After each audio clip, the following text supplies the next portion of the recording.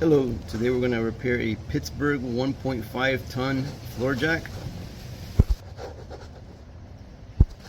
This is the low profile one, and it's no longer lifting anything. And also, as you can see, the main issue is there, the piston, one of the pistons is not going up. I do recommend a cardboard, and in order to be able to take out the pistons, there's a little bar back here that has to be removed so this whole piece can go more back. So let's go ahead and take out these two screws here with a 4mm Allen wrench.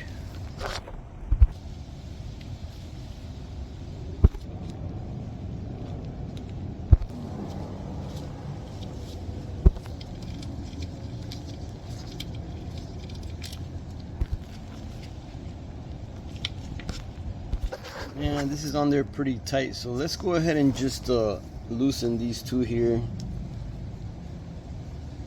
We're not going to take them out, just loosen them.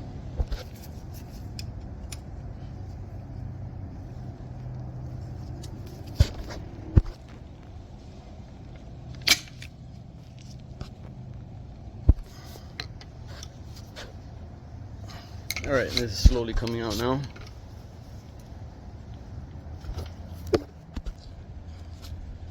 We got this out of the way now. Alright, so we just put this on here temporarily so we don't lose them. Now we should be able to pull this back and out of the way. There we go. Now, the next step you want to do before you take any of this out is let's go ahead and clean up this area here. So I'm going to go ahead and spray some brake cleaner in this area before I take out the pistons, just so we don't introduce any dirt inside of there. Just gonna flip it around, clean all that to the bottom also. Alright, so this one here just pulled right off. I was able to just pull it right out.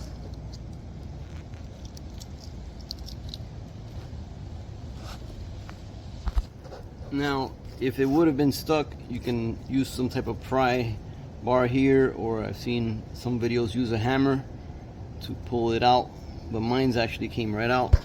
Let's see this one now. Okay, so the one that's stuck is actually not coming out that easy, so we're gonna try to pry it out with a pry bar. You can also use a hammer.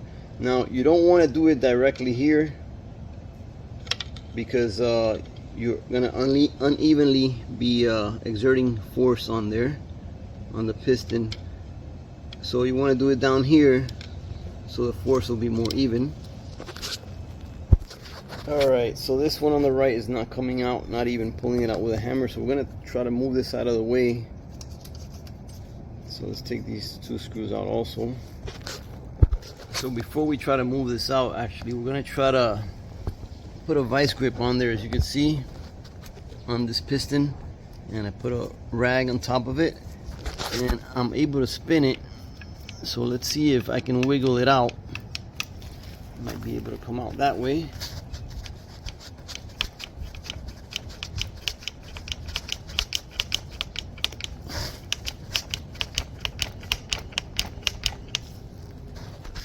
Alright, I finally got it out with a combination of the vice grip, and I actually had to put this in between here and lift in the same direction. And I think it's finally coming out now.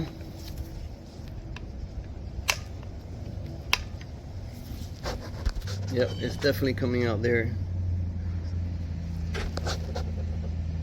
So once I had it off, I'm gonna just basically keep pulling up. And it's slowly coming out now. Alright, we got both of them off now. The one on the right here, you see I put the R there with a Sharpie. That one was one that was really hard to take out. So we're going to be cleaning this out, changing the O-rings, and also maybe sanding this down with a very fine sandpaper. So as you're working on this, make sure you cover the two holes here temporarily with a rag. So on this particular pistons, there's a little separator here, and there's the O-ring. So you're gonna take out the O-ring, as you can see. I'm taking this one out, and the separator is gonna stay on the left side there, as you see. So the inside diameter is 0.41. That's in inches. 0.416 to 0.414 now on the second test. The outside diameter 0.588, and both of them are the same. Okay, so from the O-ring set, we are going to choose the A111. This brown one here is the A111. So actually, before we install the O-rings, we are going to sand this down a little bit with a 2000 grit.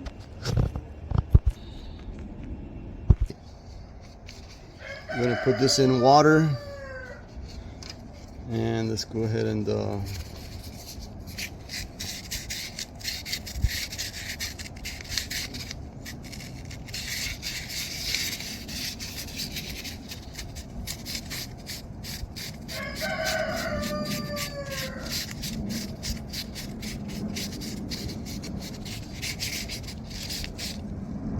once you have done your sanding, use the brake cleaner to remove any water from the piston before you install the new O-rings. The little spacers are going to go to the left towards the top, as you can see. We installed the new Viton O-rings, and keep in mind Viton O-rings are a little bit stronger. They resist a little more chemicals and everything, so that's why we went ahead and selected Viton O-rings, since they are able to resist chemicals a little bit more. So we are going to apply a little bit of Magna Lube to the O-rings. So we have put Magna Lube on the piston to protect the O-rings, especially since this is the area that it was getting stuck at. So let's go ahead and insert the piston back in. Once you got it back in, then just push it back in like that, and you're ready to go.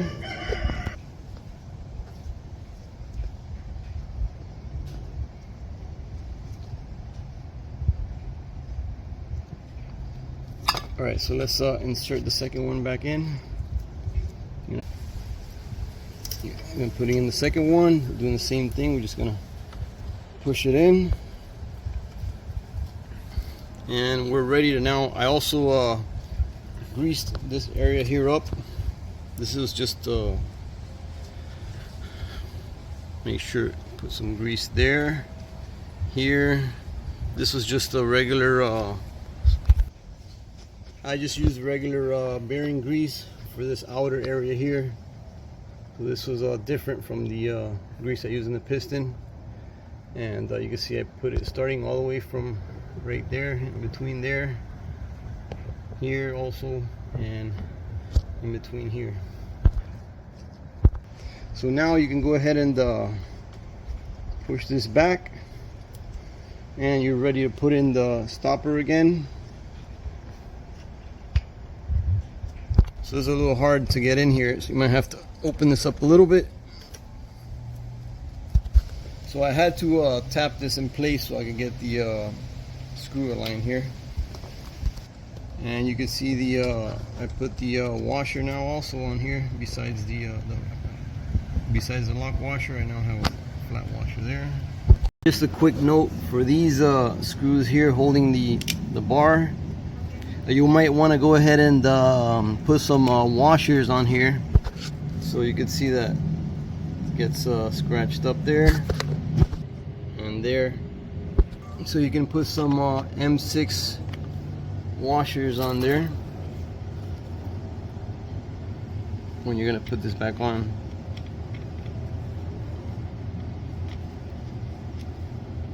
And the larger one already has washers.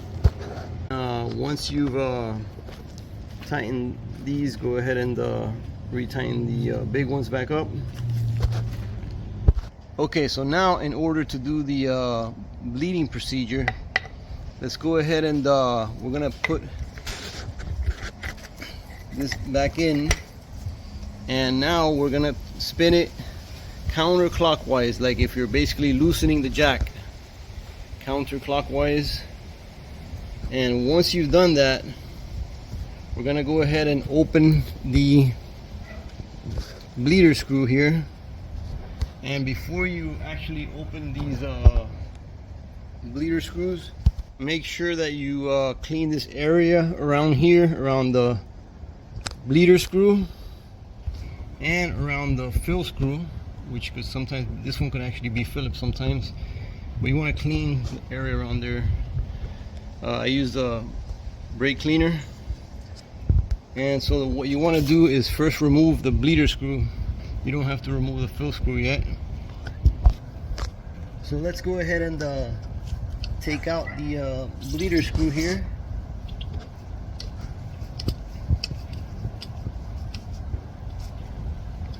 And once you take it out, it's going to have a seal on it. Make sure the seal is okay. If not, this could be an area where you could have leaks. So we're going to put this to the side now. And now that we've turned the handle counterclockwise, we're going to go ahead and then start pumping it. And we want to, basically you could hear the air coming out there.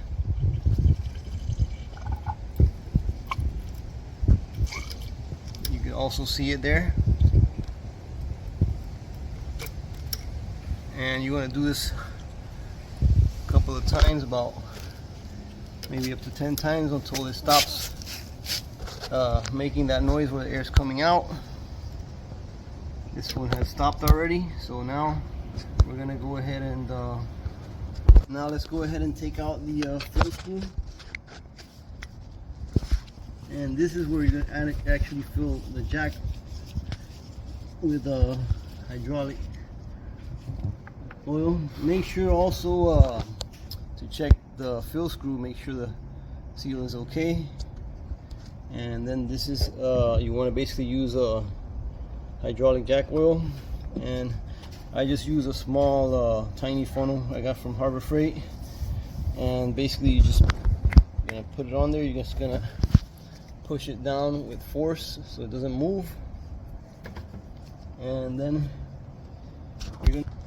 you're gonna start putting in liquid hydraulic jack oil through the fill, and then you got to push that in tight so it doesn't come out around it. Eventually it'll start coming out of the bleeder screw. And if we look at the bleeder screw there, you can see now the bleeder screw is actually full to the top. So now we're going to go ahead and take out the funnel, and we're going to go ahead and cover the fill screw. Okay, so now we're going to cover the fill screw, and you want to tighten it so that you don't have any leaks around it. Once we're done, we're going to clean this whole area out. Okay, so now before we cover this bleeder screw, let's go ahead and pump it one more time. Down, we're pumping it. It's coming out there a little bit, and that's it. Now we're going to go ahead and cover the screw. Alright, so now we're going to go ahead and put the bleeder screw back on, and the same thing, we're going to tighten this one so we get no leaks around here.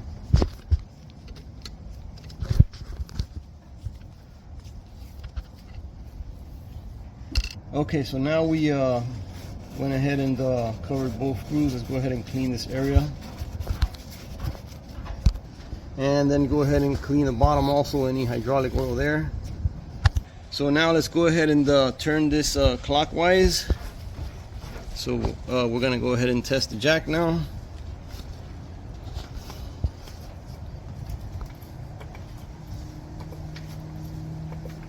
and it's working perfect.